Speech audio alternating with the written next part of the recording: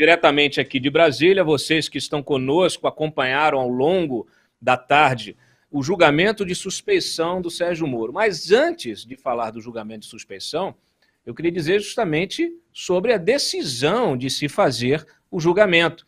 Porque ontem o Edson Fachin, que tomou aquela decisão de anular todos os atos jurídicos referentes a processos envolvendo o Lula na Lava Jato, que tornou o Lula, né, anulou todas as condenações do Lula, reabilitou politicamente o Lula para a eleição do ano que vem, e naquela decisão, como nós detalhamos aqui, o Fachin dizia o seguinte: olha, já que eu estou anulando as condenações, não tem mais condenação do triplex. Se não tem mais condenação do triplex, não tem por que julgar um habeas corpus que está questionando, né, um recurso está questionando a condenação, acusando o Sérgio Moro, isso a defesa do Lula, acusando o Sérgio Moro de parcialidade, né, de não ser imparcial no julgamento de todo esse processo aí do triplex. Então, essa era a expectativa que se tinha, de que, de fato, a decisão monocrática do Fachin colocasse fim a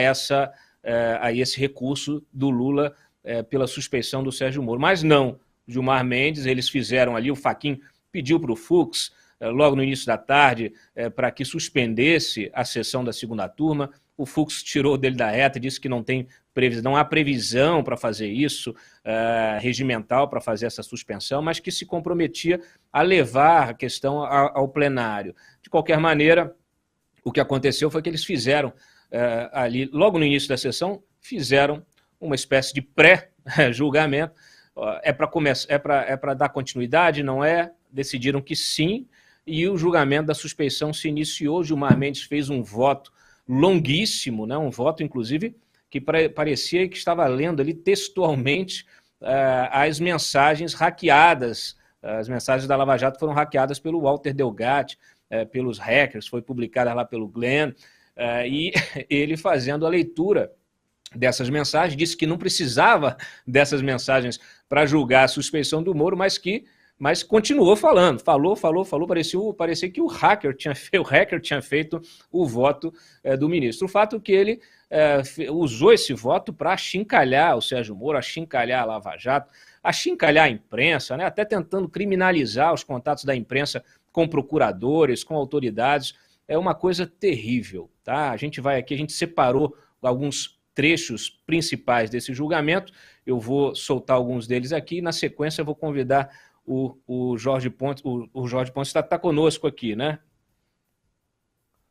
Ele já está conosco em linha? Tá, e aí eu já convido ele para comentar aqui, para fazer uma avaliação dessa situação. Mas é isso.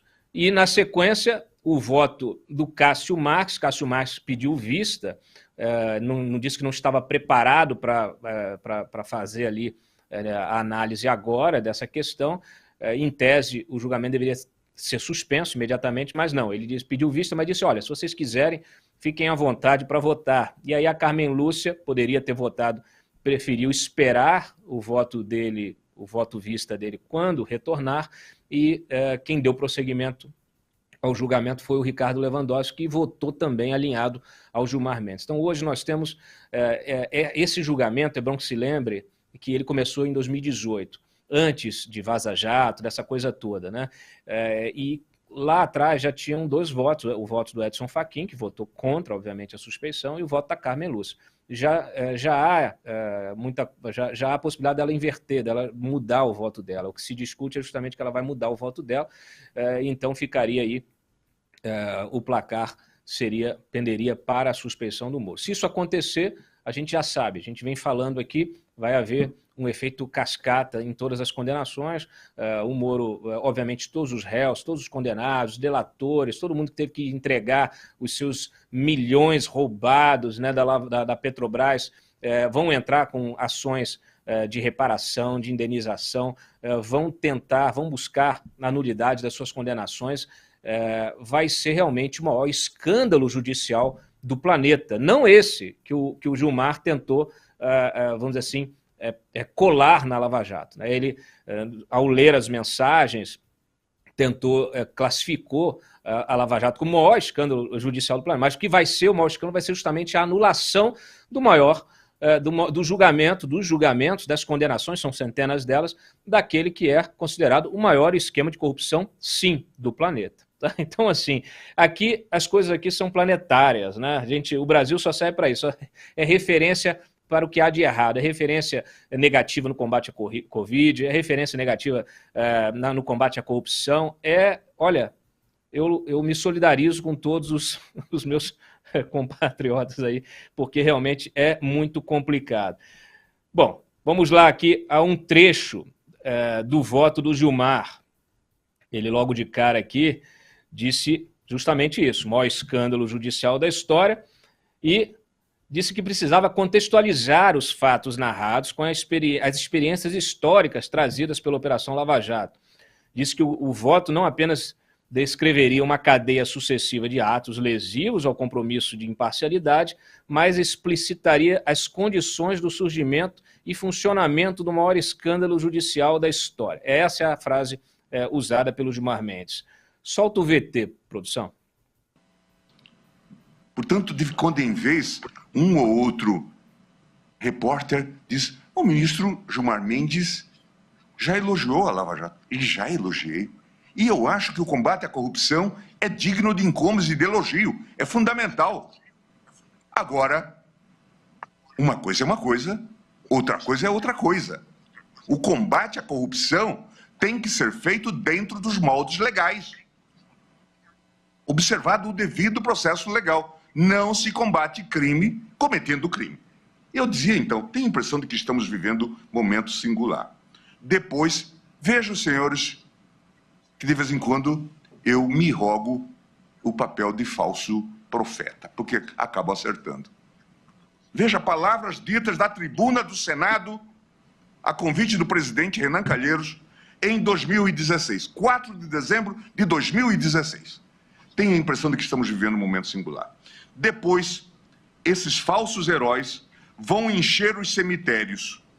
A vida continua. O resumo da ópera é: você não combate o crime cometendo o crime. Ninguém pode se achar o ó do Borogodó.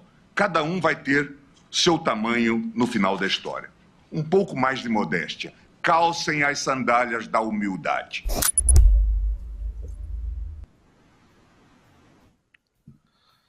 Pois é, calcem as sandálias da humildade, deveria servir para todos.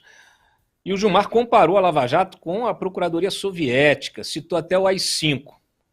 Solta esse trechinho.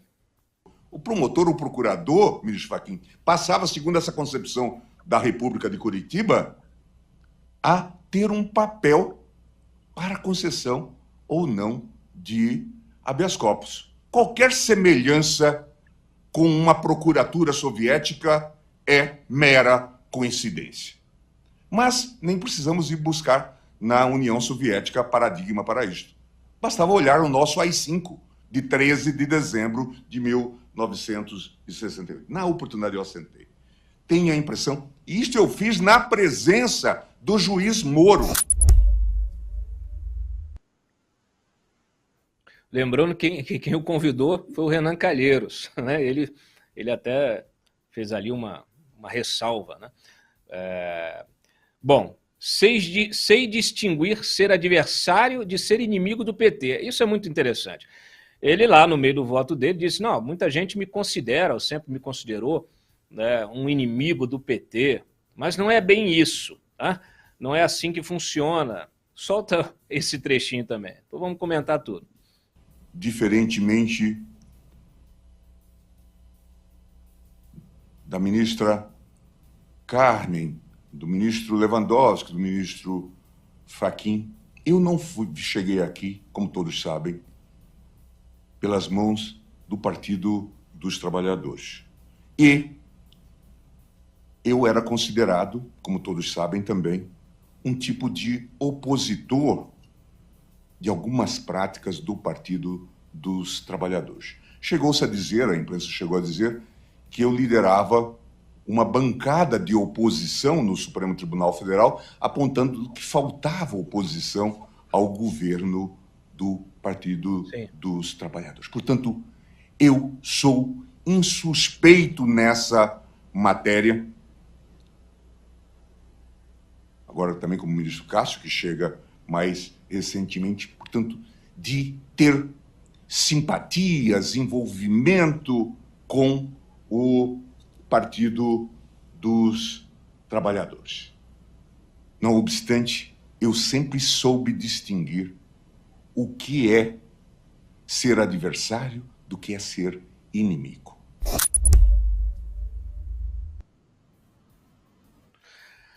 Bom, a gente aqui tem dificuldade para entender essa lógica